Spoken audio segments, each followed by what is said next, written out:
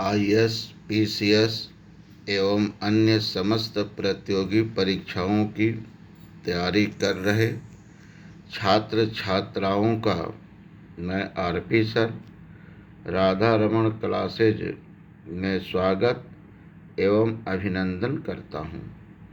प्रिय छात्रों, पूर्व की वीडियो में हम लोग ऋग्वेद पर चर्चा समाप्त किए थे। आज हम लोग यजुर्वेद, सामवेद, अथर्ववेद पर चर्चा करेंगे और उनसे संबंधित प्रतियोगी परीक्षाओं में पूछे जाने वाले प्रश्नों पर दृष्टिपात करेंगे।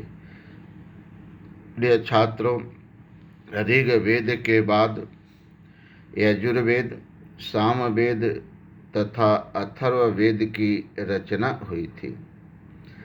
इन तीनों वेदों की रचना 1000 से लेकर 600 ईसा पूर्व के बीच गंगा यमुना द्वाब में माना जाता है।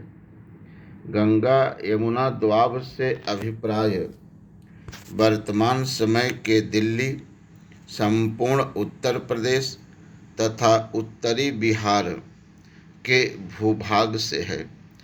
अर्थात आजकल हम जिसे दिल्ली के नाम से, पूरे उत्तर प्रदेश के नाम से तथा उत्तरी बिहार के नाम से जानते हैं, इसी भूभाग को प्राचीन काल में गंगा यमुना द्वाब के नाम से जाना जाता था। प्रिय छात्रों, यजुर्वेद यजुः शब्द से बना है। यजुः का शाब्दिक अर्थ है यज्ञ। इस अर्थ के आधार पर यजुर्वेद को परिभाषित किया गया।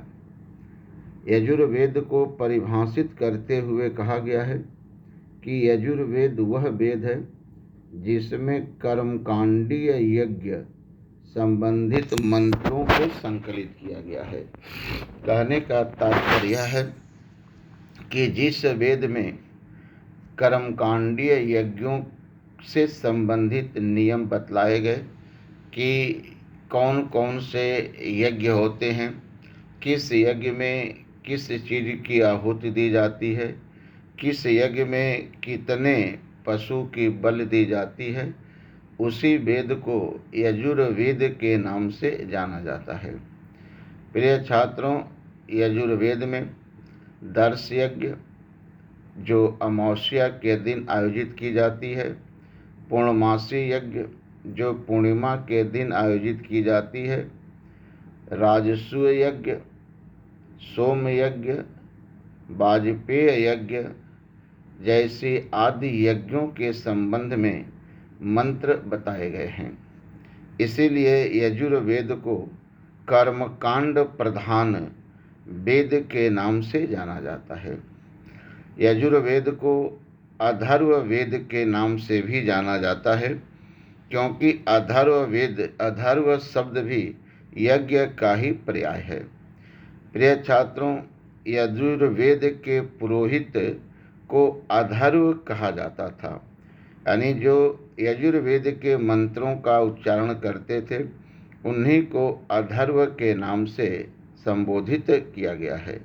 प्रिय छात्रों, यजुर्वेद में ही सर्वप्रथम विदेह राज्य का उल्लेख हुआ है। इसी विदेह राज्य को मिथिलांचल या मिथिला राज्य भी कहा जाता था। इसी राज्य में राजा जनक हुए, जिनकी पुत्री सीता जी थी। विदेह राज्य के राजाओं की पैतृक उपाधि जनक थी। रामायण में सीता जी के पिता के रूप में जिस जनक का उल्लेख हुआ है, उनका वास्तविक नाम शिरध्वज था। प्रिय छात्रों, यजुर्वेद गद्य और पद्य दोनों में लिखा गया है। गद्य आधारित होने के कारण ही यजुर्वेद को अध्यायों में विभाजित किया गया है। यजुर्वेद के अध्यायों की संख्या 40 है। यजुर्वेद का 40वां अध्याय ईशोपनिषद है। जो उपनिषदों में ईशोपनिषद का उल्लेख मिलता है, तो वह यजुर्वेद का 40वां अध्याय ही है। प्रिय छात्रों, पतंजल नामक विद्वान ने अपने ग्रंथ महाभाष्य में यजुर्वेद की 100 शाखाओं का उल्लेख किया है। इनमें शुक्ल यजुर्वेद तथा कृष्ण यजुर्वेद अत्यंत महत्वपूर्ण है। शुक्ल यजुर्वेद का प्राचीनतम उल्लेख गोपथ ब्राह्मण में मिलता है। शुक्ल का अर्थ होता है शुद्ध। इस शाखा की शुद्धता इस बात में निहित है कि इस शाखा में केवल यज्ञ संबंधित मंत्रों को ही वर्णित किया गया है।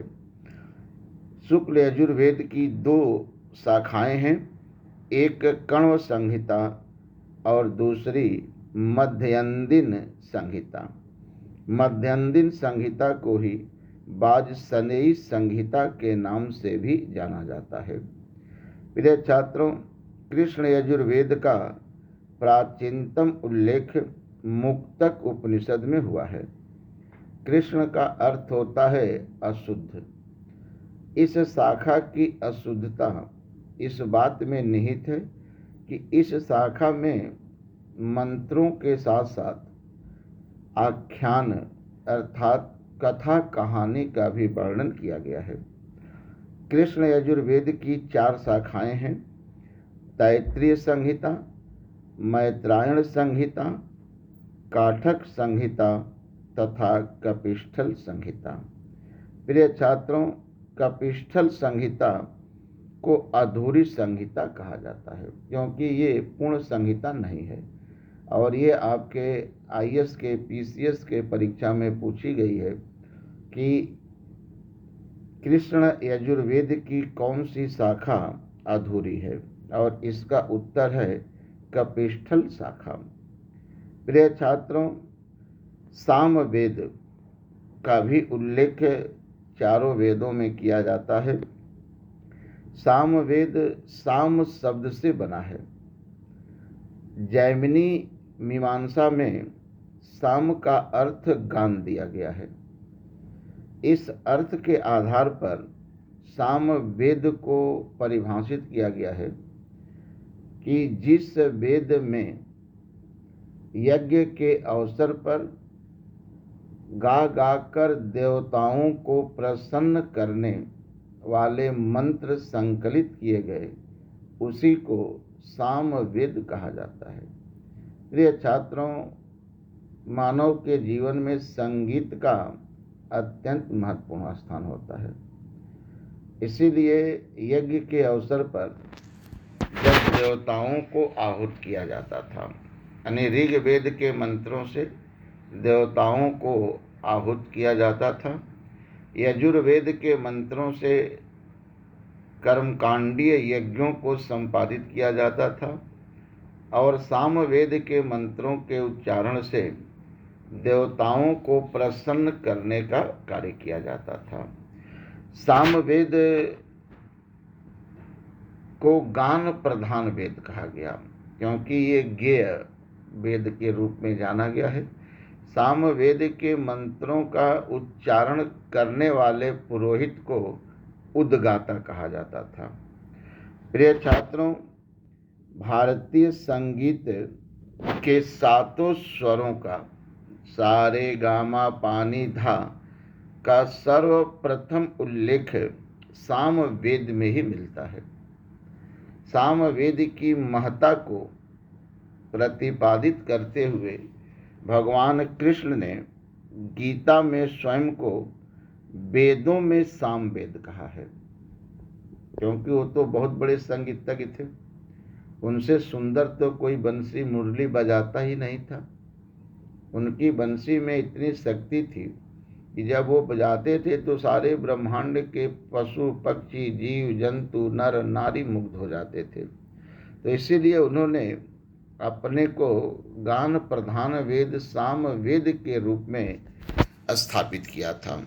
प्रिय छात्रों, सामवेद में कुल मंत्रों की संख्या 1549 है, लेकिन इनमें से 78 मंत्र ही सामवेद के अपने हैं। शेष मंत्र ऋग्वेद से लिए गए हैं। इसी आधार पर मैकडोनाल्ड नामक विद्वान ने यह मत प्रतिपादित किया कि सामवेद ऋग्वेद पर आधारित है। प्रिय छात्रों, ये पीसीएस के जीएस की परीक्षा में पूछा गया था कि कौन सा वेद सामवेद पर कौन सा वेद ऋग्वेद पर आधारित है, और इसका सही उत्तर सामवेद है।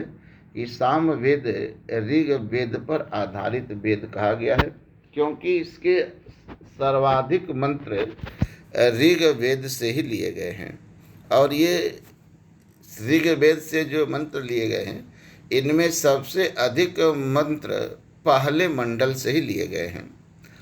पतंजल नामक विद्वान ने महाभाष्य में सामवेद की सहस्त्र शाखाओं का 1000 शाखाओं का उल्लेख किया है, लेकिन सामवेद की शाखाओं में कौथुम शाखा, रणायनी शाखा तथा जैमिनी शाखा ही महत्वपूर्ण है। प्रिय छात्रों, आपकी परीक्षाओं में वेदों की शाखाओं से भी प्रश्न पूछे जाते हैं, जैसे कौथुम शाखा का संबंध किस वेद से है, रणायनीय शाखा का संबंध किस वेद से है, मैत्रायण संहिता का संबंध किस वेद से है, साकल शाखा वास्कल शाखा का संबंध किस वेद से है। तो वीडियो को देखते समय इन प्रश्नों पर दृष्टि रखिएगा, क्योंकि ये आपकी परीक्षाओं में पूछे जाने वाले प्रश्न हैं, और इसी तरह के प्रश्न आईएएस में, पीसीएस में, दरोगा में, पुलिस में, एसएससी में, जितनी भी जीएस संबंधित परीक्षाएं हैं उनमें इतिहास संबंधित प्रश्न अवश्य पूछे जाते हैं, और यहाँ से प्रश्न काफ़ी पूछे गए हैं। प्रिय छात्रों, चारों वेदों में अंतिम वेद अथर्ववेद को बतलाया गया है। अथर्ववेद की रचना अथर्वा ऋषि ने की थी। ऐसा माना गया कि अथर्वा ऋषि जो हैं उन्होंने ही ऋग्वेद की अथर्ववेद की रचना की थी। प्रिय छात्रों, अथर्वा ऋषि कोई मामूली व्यक्ति नहीं थे। ऋग्वेद में इनका उल्लेख अग्नि के आविष्कारक और यज्ञ विद्या के प्रतिपादक के रूप में किया गया है। आपसे प्रश्न पूछ सकता है कि ऋग्वेद में अग्नि के आविष्कारक के रूप में किस ऋषि का उल्लेख हुआ है, और ऑप्शनल दे सकता है ऋषि ग्रीष्मत, ऋषि विश्वामित्र, ऋषि अत्रि, ऋषि अथर्वा। तो हमारा उत्तर होगा ऋषि अथर्वा को ऋग्वेद में अग्नि का आविष्कारक कहा गया है। प्रिय छात्रों, ये जो अथर्ववेद है, अथर्ववेद के मंत्रों की सबसे पहले व्याख्या अंगिरस ऋषि और उनकी वंश परंपरा के लोगों द्वारा किया गया था। इसीलिए अथर्ववेद को अंगिरस वेद के नाम से भी जाना जाता है। प्रिय छात्रों, अथर्ववेद के पुरोहित ब्रह्मा हैं। इसीलिए अथर्ववेद को ब्रह्म वेद भी कहा गया है।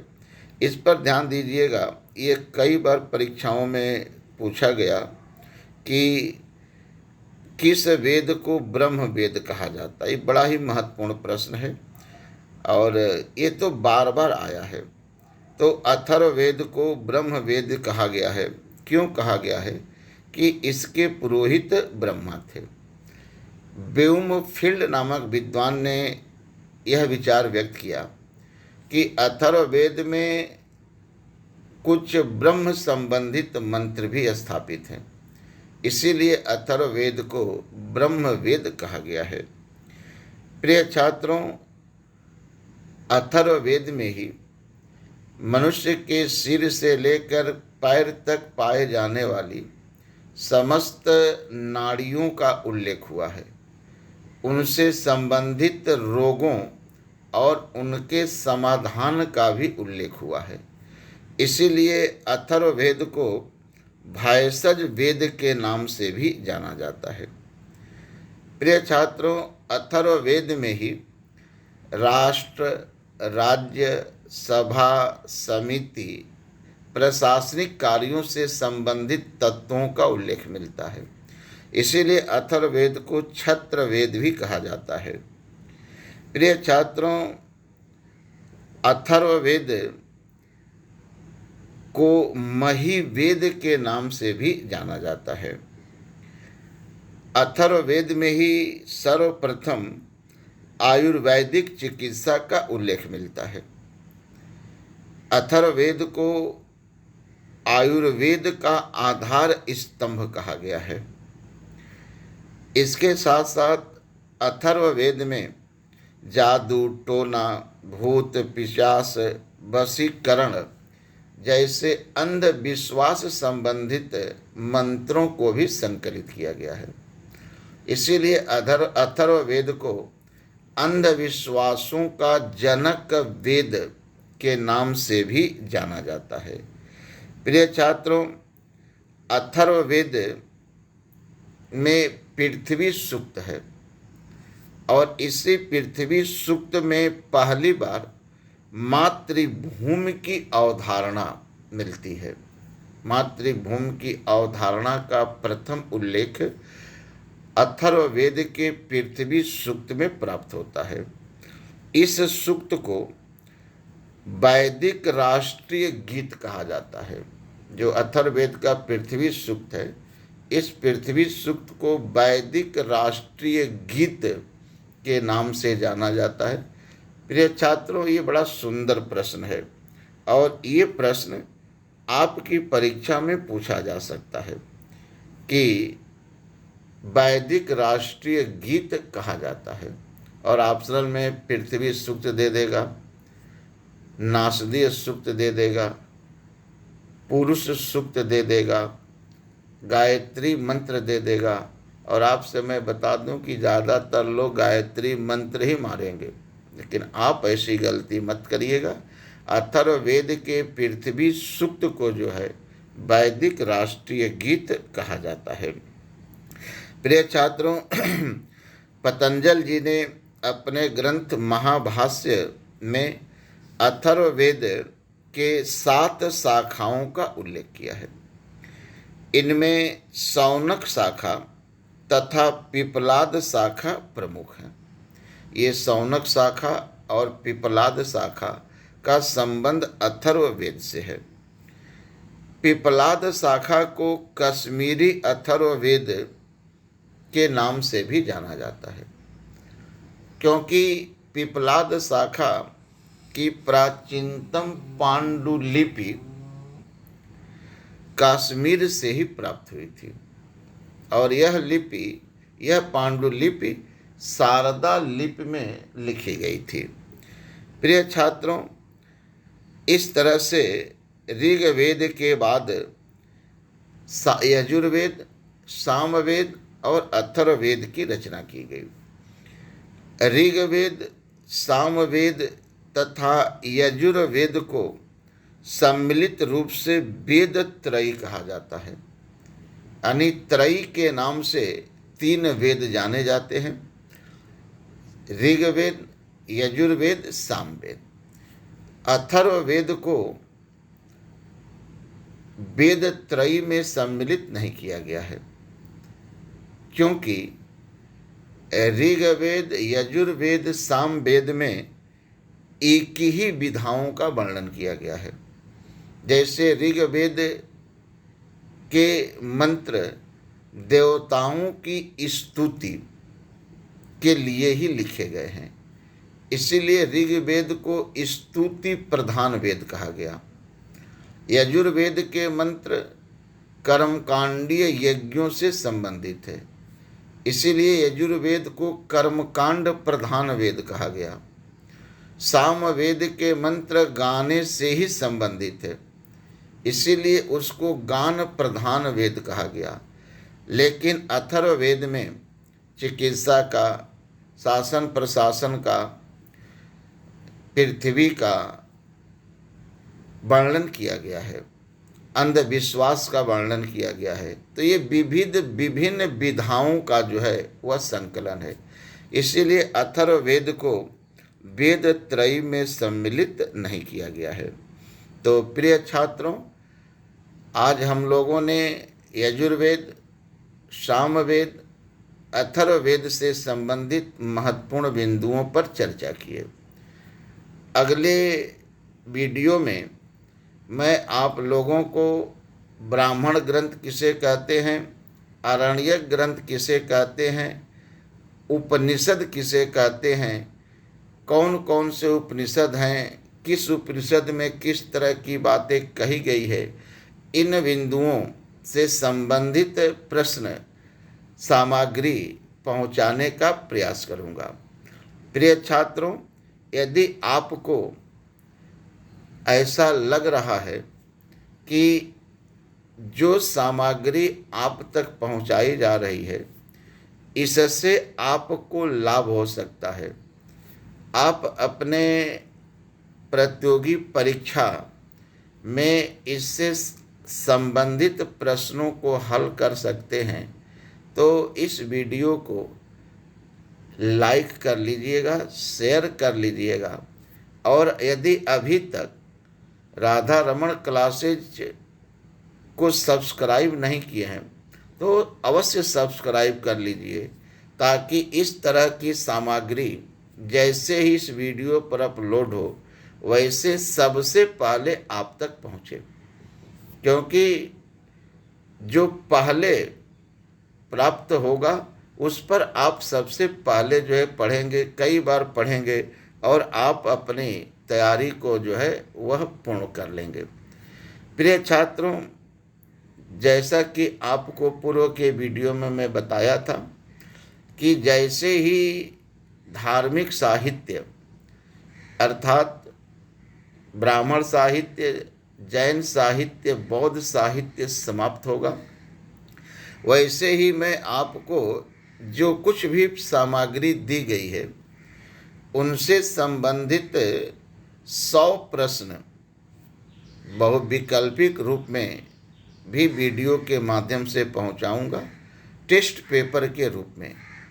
और ये 30-30, 35-35 प्रश्नों के रूप में जाएंगे, क्योंकि ज़्यादा प्रश्न की वीडियो लंबी हो जाती है और लंबी वीडियो पढ़ने में आनंद नहीं आता है।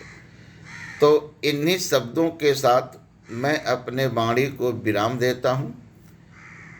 आप सब जहाँ रहें सुरक्षित रहें, स्वस्थ रहें, कर्म करें, अपने लक्ष्य को प्राप्त करें, यही हमारा संदेश है।